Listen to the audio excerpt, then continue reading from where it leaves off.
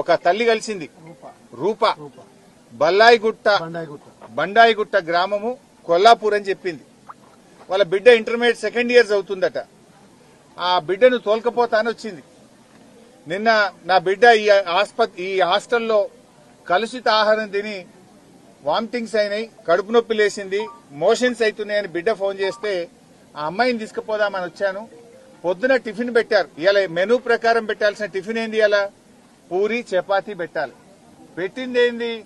అన్నం సాంబార్ పెట్టిందట.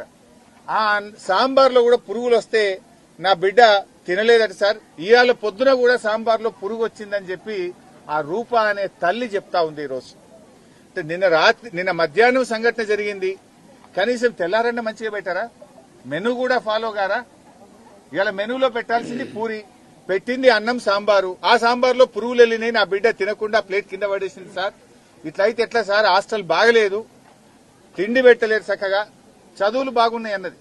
ఏ మాట కామాట ఉన్న నిజం చెప్పాలి. చదువు బాగానే ఉంది కానీ తిండి చక్కగా లేదు, నీళ్లు రావడం లేదు, బాత్రూంలకు పోతే కక్కస్తున్నది, వామిటింగ్స్ వస్తుంది. ఎప్పుడైనా పోయి మేము చూడ్డానికి పోతే అసలు నిర్వహణ ఏమాత్రం బాగలేదు అని చెప్పి తల్లులు ఒకవైపు బాధపడుతున్నటువంటి పరిస్థితి ఉన్నది. 20 నెలల రేవంత్ రెడ్డి ప్రభుత్వ హయాంలో 100 మంది గురుకుల పిల్లలు చనిపోయారు.